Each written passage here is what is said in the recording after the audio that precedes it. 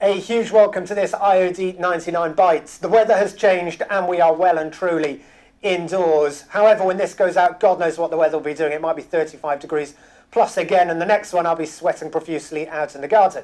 However, I hope you are having a great week, and we are in the IoD Academy. If you haven't checked out the IoD Digital Academy, please do. It is an amazing resource for any IoD member that is out there. I'm sure that no one watching this has faced any challenges or issues in their own business. But in case you have, in case you've had those sleepless nights or those butterflies or those worries in your tummy, do check it out online. It is a great resource. Think of it very much as an MBA in your pocket and a sort of point to go in case you're facing any challenges or any worries, or you just want a bit of an insight in relation to areas your business might be developing or growing into. Now, as always with 99 Bytes, I'm joined by a fantastic 99er, and this time it is the turn of Sam, who's just coming up to the end of his first year in the IoD99. So, Sam, who are you and what does your business do? 1 minute, Alex, I'm just going to get a quick selfie. So I'm here with Alex right now. We're filming behind the scenes. And as you guys may have guessed, I do a lot of work with social media. My company is WeDesignAnything.com. We help brands get the digital branding that they need, whether it's having a social media presence, getting their website up to scratch, or just generally connecting with customers that they don't on a day-to-day basis. Right. And this can be many forms of being more active on Facebook, Twitter, Instagram, or just generally replying to reviews.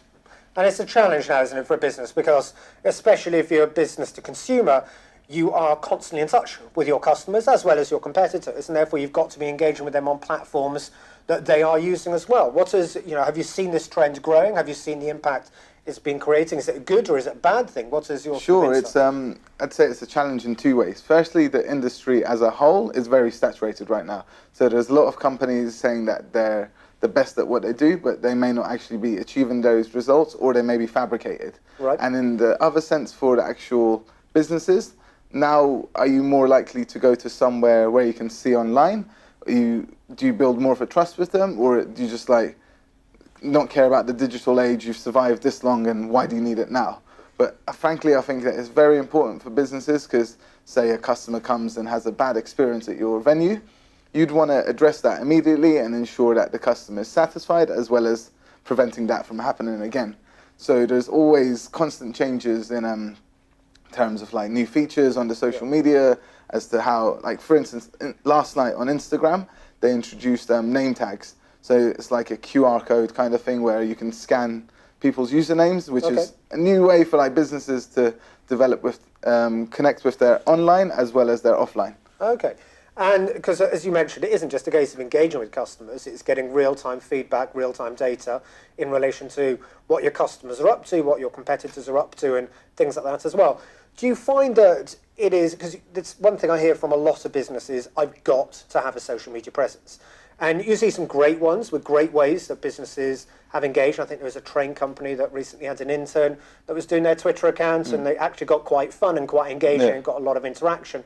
But then you see businesses which have basically done what they did 20 years ago, i.e. produce a press release and just bang a press release out on Twitter. Is that a good way of using social media? It depends on the business. So not every business will need every form of social media. That's a misconception that a lot of people have and get lost in the sea of information. Yep. So if you're more of a service-based business, like an accountant or lawyer or something, you might be predominantly focused on Twitter and LinkedIn, whereas more text-based data, there can be pictures and videos, but it's predominantly qualitative. Yeah. Whereas if you're a venue or a restaurant, for instance, you may want to present your marketing very visually with pictures and videos, which you turn to more Instagram and Facebook, and it's instant connection with your customer. Before you would put out a TV budget and spend thousands and then maybe get results from this, whereas now you get instant feedback. You put up something, you'll get people engaging with you within seconds, and this has never been the case before. You could run interactive polls, so you get, if you want to release a new product line or something, you get instant feedback to see whether someone's interested in that or not, and it doesn't cost anything as well. As you say, it's a great way to do instant testing for the markets and understand what your customers, what the trends are happening and things like this. So if you are a business and you are dealing with negative criticism online, a negative tweet or things like this, I know there is a lot of things you've got to step back, take a breath, not go directly in there and start ranting and raving. What is your sort of top tip in relation to dealing with that negative I'd say criticism? that's solely based on the style of the business. Yep. If they want to be a little bit tongue-in-cheek, they can reply to the customer with like as banter feedback or whatever, or they could look to address it if it's a seriously wrong issue, look to see what went wrong, why this happened, and how they can prevent this going forward, which is invaluable to their businesses.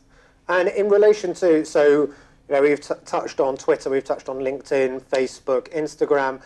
What are they? I mean, what's your top tips for using each one? You mentioned, more text-based platforms are better for certain types of sectors, more sort of visual, your sort of F&B, your restaurant, your clothes manufacturers, fashion companies, etc. Is probably better for Instagram and things like this. If you are engaging, if you are a business, if you are a director out there that is watching this and thinking, I am on some of the socials, I need to be using it more, I'm not on there, and should I be using, what would be your top tips in relation to, should you be on there, and if you are going to go onto one of the platforms, what's the best way of using it? Well, it's no harm to join all the four main ones, just to have the username, for instance. So that way your username will remain consistent across each platform, even if you might not be active on there. No one else can impersonate your brand or anything like that. So that could just be to have it dormant. Facebook is more of a general platform where the most users are active on there, but it's kind of died down in the millennial ages.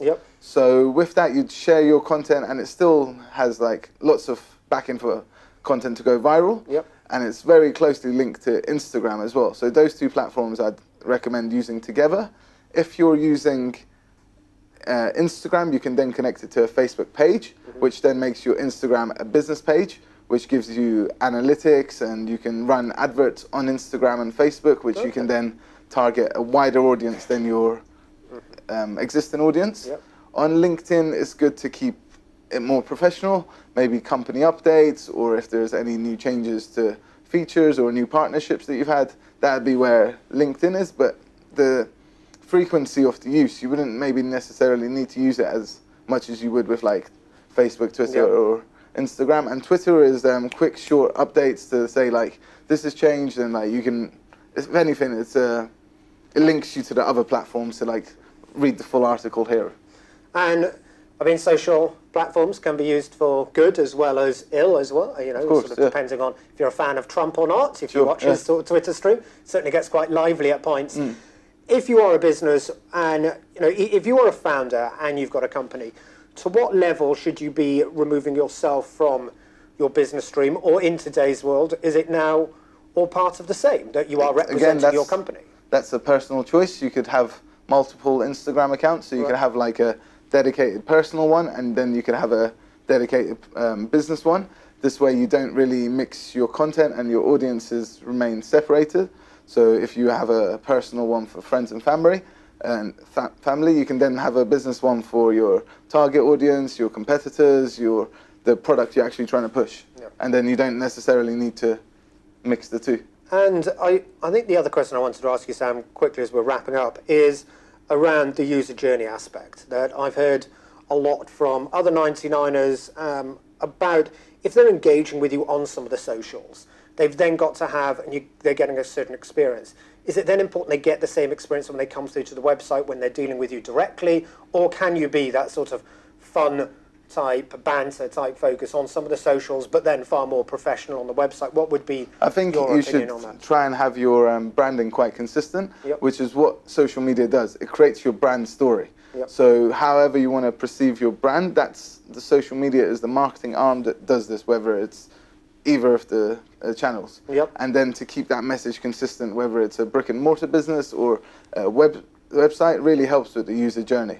So it doesn't work if like the social media is like top notch and everything's on point, but then you go to the shop and everything's like unorganized and stuff. So it doesn't really flow well from like digital to real life. So I think that it's really important to be consistent. Fantastic. And a final thing, looking into your crystal ball, and it's difficult doing this, and especially with socials and quick-moving media platforms like this, which are going to be the big ones in the future? We've already got Facebook, which is huge. Is Instagram going to continue to grow? We've heard things about Facebook, about Twitter, number of users dropping slightly, but then a more sort of engaged, smaller grouping. What's your opinion on where some of these platforms Personally, are I going? think Instagram is the one that, if not most businesses need to be on. It's grown so fast with such an active user base. It's taken away from Facebook's because people think that's more for like the older generations. Twitter, people just cross-share their content now, whereas they don't really focus on it. And LinkedIn, again, they've kept it like professional, so the two don't really compete. You need one and the other. Whereas like Instagram, the features it's having and constantly rolling out, it's trying to challenge different platforms like YouTube, for instance, with the new Instagram TV. It launched maybe a month ago, where you can host vertical videos up to like 10 minutes long, whereas like before it was only like 1 minute. So it's becoming a very visual and video-based platform that is going to be the leader in the rest of 2018 getting into 2019. Fantastic. Sam, thank you so much indeed. Thank you for your time. Absolutely fascinating. What we will do is in the write-up I'll get sort of 2 or 3 top tips from Sam that we'll put in the write-up as well to give you a bit of an introduction. So there's been some great content in this video. But Sam, thank you very much. Thank you all very much for watching and have a great day.